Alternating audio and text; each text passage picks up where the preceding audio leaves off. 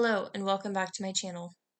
I wanted to provide an update that has surfaced today on Woga because owner Valeri Liukin is currently under investigation by SafeSport for verbal abuse. I'm going to read some summaries from articles that were posted today. Liukin, now 55, is the front runner to be named by USA Gymnastics as the women's national team high performance director, despite being under investigation by the U.S. Center for SafeSport for multiple allegations of verbal and psychological abuse to young gymnasts. USA Gymnastic officials, including the CEO, are aware of the allegations, according to a Southern California news group investigation.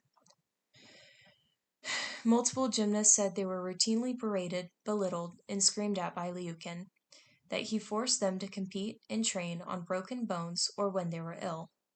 They were fat-shamed daily, according to SafeSport complaints in the USAG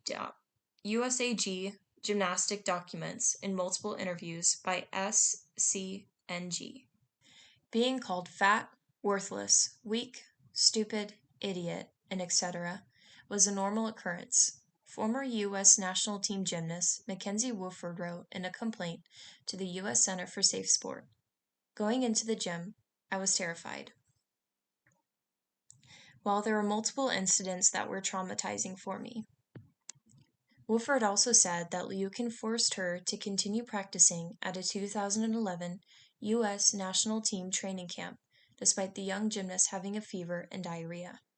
He allegedly accused her of being a wimp and faking it, and made her show the trainer my diarrhea after I went one time in front of everyone. Mackenzie Wofford, in both her complaints to the U.S. Center for SafeSport, remembered being pulled into Valeri's office with my father to be told how fat I was getting. Valeri proceeded to bet my dad a month's tuition that I had gained weight. I was forced to go into the bathroom scale with both of them to prove that my 75 to 80 pound 15-year-old self had not gained any weight but had in fact lost weight. Afterward, her father said that Liukin just had this look on his face, this smug look. Valeri always said I was lazy. He said that I'm fat. I'm useless. I'm not ever going to amount to anything in life, and I believed all of it, said Megan Morengi. I'm just going to go by Megan. I've discussed this person before, but I definitely feel like I've messed up this name, so I'm just going to use the first name and not the last name. Said Megan, who overdosed twice and attempted suicide after she said a feeling of worthlessness continued to fester following her time training with Liukin. I thought he was right. I amounted to nothing. Why am I still here? Liukin is the father of Nastia Liukin, a 5-time Olympic medalist who won the all-around gold in 2008 Beijing Games. Megan said she saw the elder Liukin scream at his daughter once and push her up against the wall, leaving her in tears. She also said in another interview that she witnessed Liukin drag Nastia into his office and scream at her. She would come out bawling her eyes out.